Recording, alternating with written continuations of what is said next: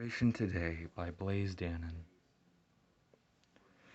In Mexico, 1 million immigrants came to the US in 2019. This Most of them came from jackals or coyotes, who are professional immigrant smugglers. They typically charge 12,500 US dollars per person. A peso is worth approximately 5 cents. This is the Mexican unit of currency, the peso, because yes, I know what I'm doing. Immigration data. So, over 1 million illegal immigrants left the country in between 2010 and 2018. And most of that total was made up by the Mexican immigrants, which declined by about a quarter. South Korean and Polish totals dropped by 22% and 50% respectively. This is because South Korea and Poland just got their economies really back up to par. And two-thirds of illegal immigrants didn't cross the border. They applied for a visa, obtained it, and simply overstayed it.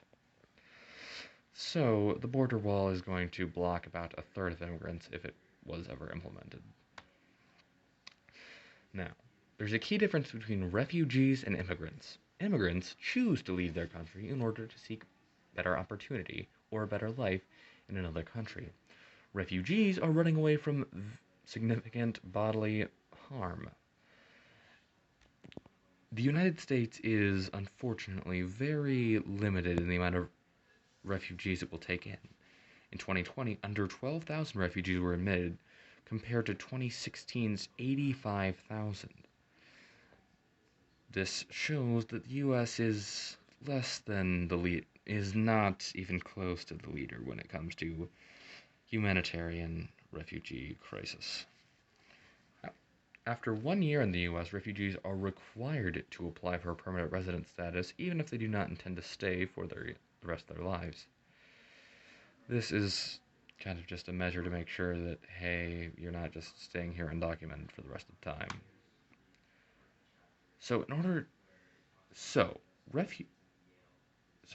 Immigrants, most immigrants, when coming to the US, try to work. This is because, this is because the US has far higher minimum wage than Mexico does. So, maybe the key to preventing illegal immigration is making legal immigration easier. So currently one of the only ways to get a worker's visa for a Mexican immigrant is to have an employer specifically go to the Bureau of Immigration and say, "Hey, I need this guy specifically to come to America and work because there is no one in the immediate area who can do the same work, and that it will not significantly affect any American anywhere nearby." So perhaps we could make this process easier by creating an app that would tell prospective employers when the that if an immigrant was looking for work in that area. And onto the next slide, how to improve the refugee experience. Currently, refugees are vetted so many times to come into the US, it's frankly ridiculous. In order to be granted asylum to the US, you can't even directly contact the US Bureau of Refugee Admissions. You have to contact a UN representative or a non-government organization. The US will then perform a background check on you, and then they will send you to an agent who will interview you, who will then allow you to be vetted by a health screening, and you also have to have a sponsorship assurance. So that way you're not just coming here and then going to the homeless shelter immediately. You have to actually have the assurance from some sort of person who's already in the United States that yes, this person will be supported. The government then hands the refugee $1,000 and sends them off to humanitarian efforts. Maybe the government could spend more money on the humanitarian efforts, or perhaps just directly do the humanitarian work themselves? Food for thought. Anyway, American Dirt is a very good example of humanizing immigrants. This is a key element of the struggle with immigration because the more human someone seems, the more difficult it is to deny them, like help or aid when they desperately need it. So, if more books like American Dirt were printed and, well, widely read, then perhaps, or maybe, just audiobooks, podcasts, etc., then perhaps the immigration struggle would not be quite so severe as, well, we would be much more inclined to help people rather than just shutting them down at the border.